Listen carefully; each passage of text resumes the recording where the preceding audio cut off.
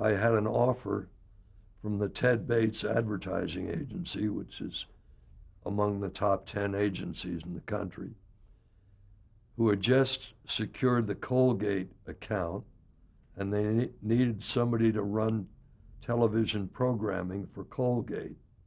And they asked me if I would do that. And I did so with a proviso that I could continue to produce the best on record every year. And they agreed to let me do that. So the Colgate account was basically what you did at Ted Bates? Primarily, yeah, I did some television programming for other accounts, but Colgate was the primary one. What show did they have on? Well, in daytime they had the doctors, which I bought for them. They had been a sponsor on NBC, but they didn't own the show. And they asked me to buy the show so they would own it. And they would then sell it back to NBC, which we did. I produced for them a Colgate comedy hour reproduction. Colgate Comedy Hour had been off the air for about 8 years, and they wanted a special, and I suggested doing the Colgate Comedy Hour with all of the comedians that they would have had on the show had it stayed on the air. And they thought that was a great idea, and I brought George Slaughter in to produce it as a line producer, and we did a terrific show.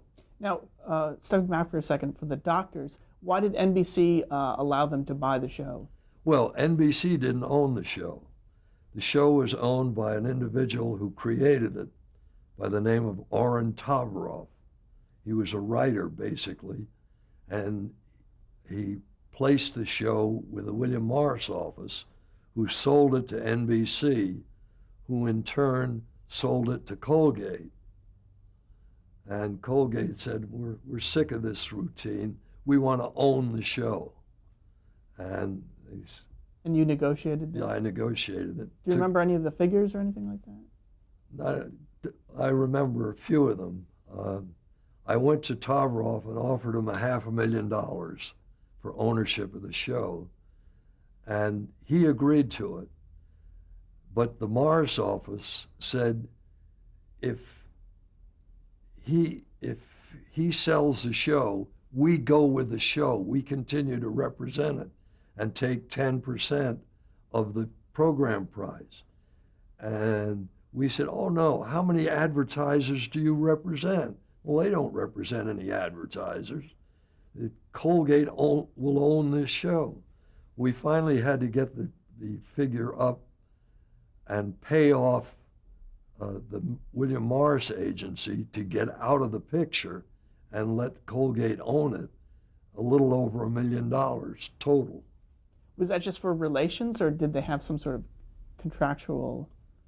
Well, they represented the show through Tavroff. Mm-hmm. So they claimed they had every right to continue with the show, mm-hmm. even though Tavroff didn't own it anymore, mm-hmm. that they had placed it on NBC.